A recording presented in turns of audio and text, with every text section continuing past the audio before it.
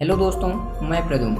दोस्तों, आज की स्टोरी में हमें दो चीज़ें देखने को मिलेगी। पहली तो हॉरर सीन, जिसके लिए आप सब इस वीडियो पे आए हैं, और दूसरी दोस्तों, आपकी फैमिली में, मेरी फैमिली में यह घटना हर किसी के साथ हो सकती है।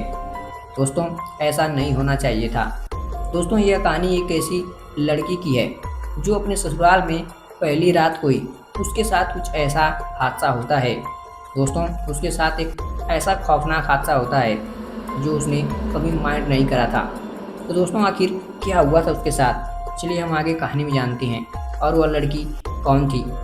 दोस्तों, ऐसा कैसे कोई व्यक्ति कर सकता है, ऐसा कैसे कोई फैमिली कर सकती है, मैं खुद हैरान हूँ। दोस्तों, टाइम को वेस्ट न करते हुए हम सब उस कहानी की तरफ चलते हैं। दोस्तों, यह कहानी मीरा की है। मीरा की शादी एक लालची परिवार में हो जाती है। उसके पति का नाम कार्तिक था। दोस्तों, मीरा अपनी ससुराल में पहली रात को स्टेज पर बैठे अपने पति का वेट कर रही थी। दोस्तों, मीरा की आंखों में एक हल्की सी शर्म थी और उसके सजाए हुए हजारों सपने। दोस्तों, मीरा बहुत ही खुश थी, पर दोस्तों उसकी खुशी ज़्यादा दिन तक नहीं चलने वाली थी। उसकी खुशी उसी रात तक सीमित थी। दोस्तों, तभी कुछ देर बाद दरवाजे पे एक जोरदार दस्तक होती है, जो उसके पति कार्तिक की थी। दोस्तों, कार्तिक जैसे ही बेडरूम के अंदर आता है, दोस्तों वह मीरा पे चिल्लाने लगता है और बोलता है, यह रूम मेरा है, तुम इस रूम से बाहर निकल जाओ। यह शादी बिना मेरी मर्जी की हुई है। मेरे माँ बाप ने दहेज और पैसों के लालच में आके मेरी शादी तुमसे ज़बरदस्ती कर दी है। दोस्तों, अब इतना सुनते ही सारे सपने, दोस्तों मीरा के हर खुशी वहीं पे टूट गई। मीरा अंदर से टूट गई। दोस्तों, मीरा कुछ न बोलते हुए मीरा उस बेडरूम से, उस रूम से बाहर चली जाती है। दोस्तों, मीरा जैसे ही दूसरे रूम की तरफ पहुंचने वाली थी, तभी अचानक मीरा को एक आवाज़ सुनाई देती है। दोस्तों, वह आवाज़ किसी और की नहीं बल्कि उसके सास ससुर की थी। दोस्तों, वह दोनों ठहाके लगाकर हंस रहे थे और आपस में बातें कर रहे थे। कितना दहेज मिला है, कितना पैसा मिला है, हम सब की तिजोरियां भर गई हैं। अब हम अपना पूरा जीवन बैठकर ऐशो आराम से खाएंगे। बस एक ही बात की टेंशन है, इस कलमुही को अपने बेटे से छुटकारा दिलाना है। दोस्तों, अब इतना सुनते ही मीरा टूट गई। मीरा वहीं पे बिलख बिलख कर रोने लगी और अपने माँ बाप के बारे में सोचने लगी। मेरे माँ बाप ने पैसों से मेरी खुशियाँ खरीद ली थी, पर यह लालची परिवार मेरी खुशियों में आग लगा दी। दोस्तों, मीरा अपने बेडरूम में चली जाती है और पूरी रात रोते हुए उसकी बीत जाती है।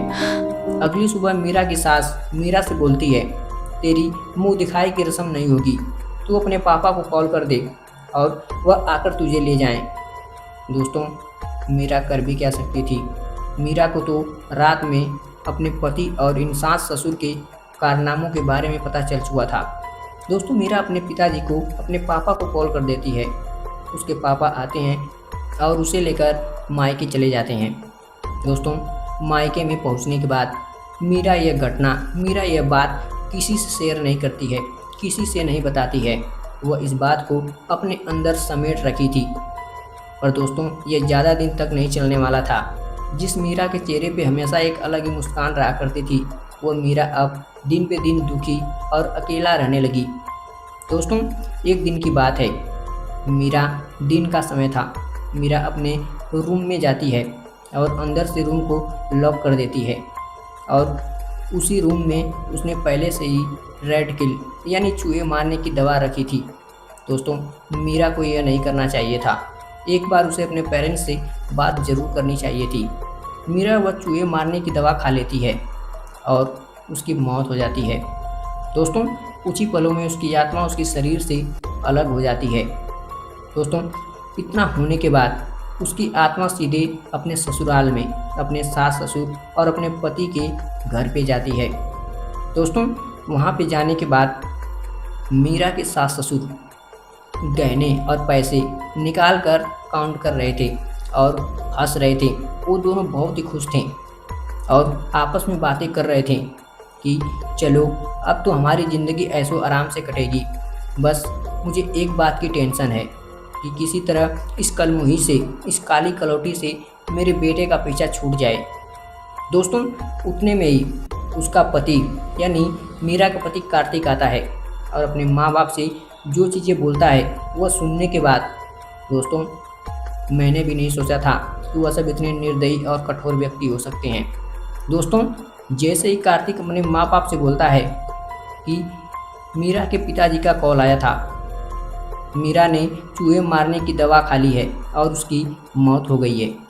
दोस्तों, यह बात सुनने के बाद कोई भी व्यक्ति 2 मिनट के लिए थोड़े से भावुक हो सकता है दोस्तों, पर कार्तिक के माँ बाप दोस्तों इतने खुश हुए मानो लाखों की लॉटरी लग गई हो। दोस्तों, कार्तिक की माँ सीधे बोलती है, चलो बेटा अच्छा ही हुआ, मर गई, हमें उस कलमुही से छुटकारा तो मिल गया। दोस्तों, यह सब खड़ी मीरा उस खिड़की के पास से सुन रही थी। दोस्तों, तभी मीरा से रहा नहीं गया। मीरा एक जोर की चीख मारती है, बिना हवा के पंखा हिलने लगता है और उस रूम की लाइटें ब्लीडिंग करने लगती है और मीरा का एक भयानक चेहरा उन तीनों को दिखाई देता है। दोस्तों, इतने में ही मीरा गुस्से में उन तीनों से बोलती है कि मेरे माँ बाप ने पैसों से मेरी खुशियाँ खरीदी थी, पर तुम सब लालची परिवार, लालची व्यक्ति, तुम सब मेरे पिताजी की खुशियों को नहीं समझ पाए। अब मैं किसी को नहीं छोड़ूंगी। दोस्तों, उतने में ही मीरा अपने पति का गला पकड़ लेती है और दीवार में टक्कर मार देती है। उसका पति दीवार में टक्कर लगने से ज़मीन पर गिर जाता है और उसके माँ बाप वहीं पे गिड़गिड़ाने लगते हैं, छोड़ दो मेरे बेटे को छोड़ दो। पर दोस्तों, मीरा उनसे बोलती है कि मैं इसे नहीं छोड़ूंगी और इसे अपने साथ अपनी दुनिया में लेकर जाऊंगी। दोस्तों, मीरा का पति तड़प रहा था, अपनी आखिरी सांसें गिन रहा था और कुछ ही पलों में मीरा के पति अनिकेत की मौत हो जाती है। दोस्तों, अनिकेत के माँ बाप मीरा के सामने गिड़गिड़ाते रह जाते हैं, पर मीरा को जरा भी तरस नहीं आती है।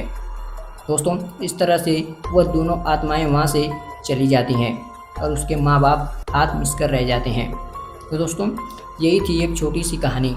दोस्तों, यह कहानी तो वैसे हॉरर स्टोरी थी, पर हम सब के लाइफ में, हम सब के फैमिली में ऐसा हो सकता है और ऐसा आज के जनरेशन में हो भी रहा है।